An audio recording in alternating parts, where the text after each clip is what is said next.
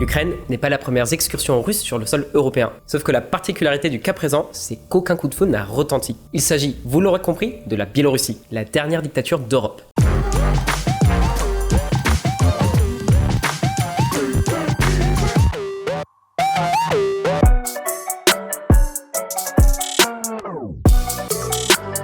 Et ce ne sont pas les médias mainstream occidentaux qui le disent, ce style de gouvernance est assumé par le chef de l'État en personne, Alexandre Loukachenko. Je me caractérise par un style de gouvernance autoritaire et je l'ai toujours admis, Alexandre Loukachenko. Il vaut mieux être dictateur que gay, Alexandre Loukachenko. Mais alors pourquoi est-ce qu'on vous dit que la Biélorussie est sous contrôle de la Russie ? Le 27 février 2022, la Biélorussie de Loukachenko a amendé substantiellement sa constitution par le biais d'un référendum avec toutes les garanties démocratiques que l'on pourrait attendre d'un pays comme celui-ci, c'est-à-dire aucune. Ces amendements permettent à la Russie d'établir des bases nucléaires sur son territoire, un territoire où des troupes russes étaient d'ailleurs déjà présentes avant leur déploiement en Ukraine. La Biélorussie avait signé par le passé des accords de coopération politique et économique avec la Russie qui portent sur la fiscalité, l'industrie, la finance et d'autres. L'objectif, la formation d'une union russo-bélarusse, ce qui n'est pas pour déplaire au Kremlin, qui a toujours eu l'intention d'absorber la Biélorussie. Pourtant, Loukachenko s'y était toujours montré réticent. Alors qu'est-ce qui a changé ?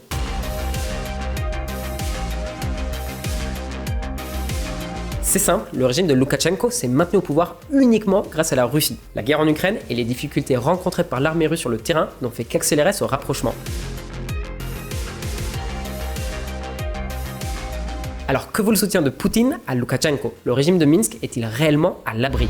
Des manifestations anti-guerre massives ont eu lieu au Bélarus. 800 personnes ont été détenues.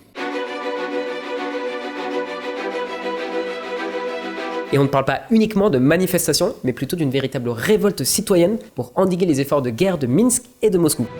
Le réseau ferroviaire entre le Bélarus et l'Ukraine saboté pour gêner les troupes russes. Et il semblerait que ce n'est pas un phénomène isolé. La société bélarusse dans son ensemble paraît avoir atteint un ras-le-bol de l'autoritarisme de Minsk. Or, comme toute dictature, l'appui de l'armée est un facteur déterminant. Et quand l'armée sent le vent tourner, il n'est pas inhabituel qu'elle change le fusil d'épaule. Alors qu'en est-il exactement aujourd'hui et surtout pourquoi la Russie s'intéresse-t-elle autant à la Biélorussie ?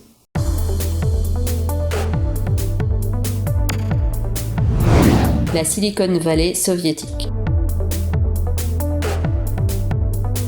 Étonnamment, la Biélorussie concentre quelques pépites de la tech. Alors que le pays ne compte que 9 millions d'habitants, le régime de Loukachenko a misé sur la croissance économique, la stabilité sociale et un état fort pour s'assurer les bonnes grâces des Biélorusses. Loukachenko peut être cruel, mais il est loin d'être bête. Et cette stratégie n'est pas nouvelle, elle remonte à l'arrivée au pouvoir de Loukachenko en 1994. Pourtant, la mue de la Biélorussie en économie de marché n'est pas non plus évidente au premier regard. L'ancienne république soviétique conserve les vestiges du socialisme encore très présents dans la société. On parle par exemple des symboles nationaux et de l'esthétique architecturale.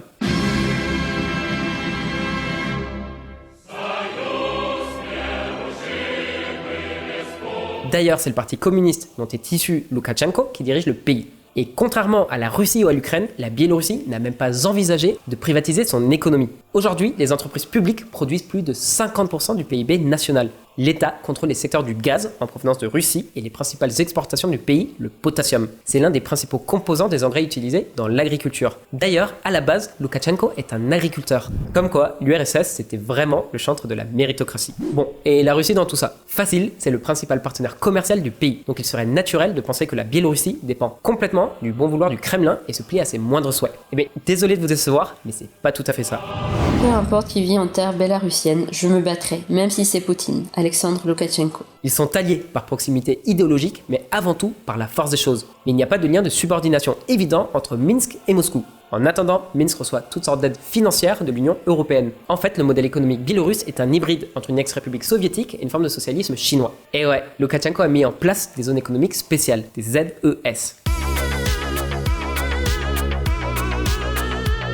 D'où le fameux parc industriel de haute technologie créé en 2005, une sorte de Silicon Valley à la sauce communiste. Les entreprises qui y sont basées sont exemptées d'impôts sur les sociétés. Elles ne paient pas non plus de taxes foncières et le taux d'imposition sur le revenu est de 9%. En somme, une zone économique spéciale. Les résultats plutôt positifs dans leur ensemble. En 2018, le parc industriel comptait 388 entreprises de la tech qui employaient 30 000 personnes. C'est là-bas que sont nés le jeu vidéo World of Tanks ou l'application de messagerie Viber. À présent, ce parc industriel représente à lui seul plus de 1,5% du PIB national. On peut lui reprocher beaucoup de choses, Loukachenko a eu le nez fin.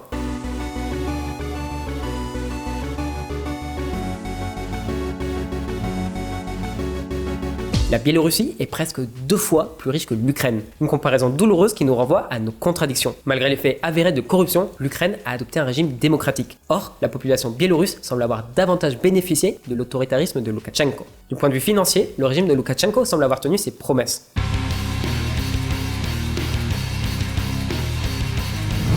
Un duel de titans.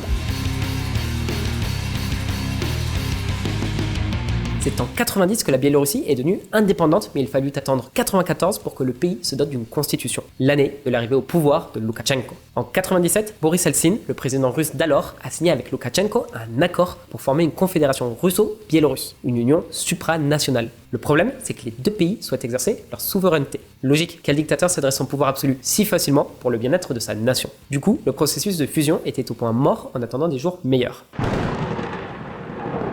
Poutine souhaite redonner un souffle à cette union, ce qui paradoxalement a entraîné la dégradation des relations russo-biélorusses.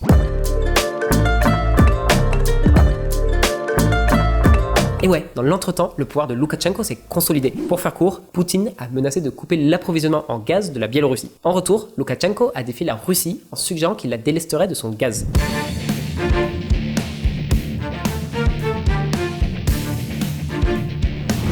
El pueblo unido jamás será vencido. Ou pas.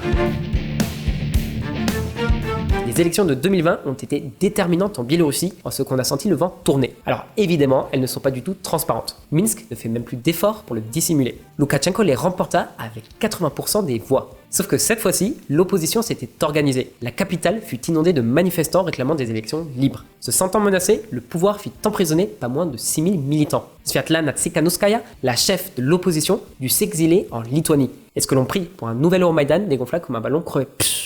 Loukachenko est toujours au pouvoir, parce qu'il peut compter sur le soutien de l'armée, parce que l'économie se porte moyennement bien, et surtout parce que Moscou est intervenu.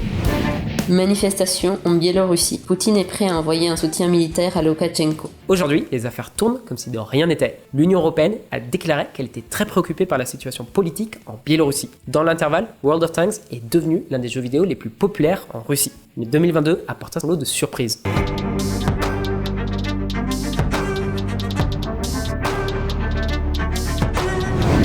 Le géant aux pieds d'argile. Une question qui a toute son importance. Y a-t-il des troupes biélorusses en Ukraine? Kiev dit que oui, Minsk rétorque que non. Sous aucun prétexte, Minsk n'enverra de soldats en Ukraine. Après, on sait à quoi s'en tenir avec ce genre de déclaration. La Russie avait toujours nié avoir déployé des troupes dans le Donbass ukrainien. La France aussi avait envoyé des forces spéciales en Libye sans toutefois l'admettre. Alors comment expliquer cette décision? Poutine a pourtant sollicité l'aide de la Biélorussie. Ça fait plus d'1 an que des troupes russes sont parquées en Biélorussie. Et puis, Loukachenko vient tout juste d'amender la constitution pour permettre aux Russes d'installer des missiles nucléaires sur le territoire national. Alors pourquoi est-ce qu'il n'envoie pas son armée en soutien à Moscou? Ou tout du moins, pourquoi est-ce qu'il dit qu'il ne le fera pas? Les défections et les démissions dans l'armée biélorusse ont empêché le pays de se joindre à l'invasion de l'Ukraine. Cette information est à prendre avec des pincettes. C'est l'opposition biélorusse qui l'a fournie. On a de bonnes raisons de penser qu'elles sont crédibles. Même le chef d'état-major général aurait démissionné. Alors le point de bascule, c'est facile de taper sur des civils désarmés, c'en est une autre que de se lancer dans une guerre sans issue. Au moins à moyen terme. Alors est-ce qu'il y a des Biélorusses en Ukraine? Alors je vais pas passer par 4 chemins, je peux vous assurer avec certitude qu'il y en a, mais pas du côté auquel on pourrait s'attendre. Des centaines de Biélorusses rejoignent la lutte de l'Ukraine contre l'impérialisme russe. L'opposition biélorusse est beaucoup plus courageuse que le commandement de son armée. Certains sont partis se battre en Ukraine, d'autres sont restés au pays, mais sans rester les bras croisés pour autant. Le Bélarus arrête 4 individus pour avoir tenté de saboter les liaisons ferroviaires avec l'Ukraine. Il ne s'agit plus ici de simples protestations civiles. C'est tout un pan de la société qui s'organise et se structure pour contrecarrer le régime. Et puis, avec ou sans troupes en Ukraine, la Biélorussie subit elle aussi des sanctions économiques presque aussi drastiques que celles qui touchent la Russie. La plus grande entreprise de jeux du Bélarus quitte le pays et la Russie. Et elle n'est pas la seule. Pratiquement toute la Silicon Valley soviétique a plié bagage. Fuite des cerveaux et de la main-d'œuvre qualifiée. Sauf qu'à contrario de la Russie, Minsk ne peut pas se retourner sur son pétrole et son gaz. Le pays n'en a pas. Pas commode pour Loukachenko.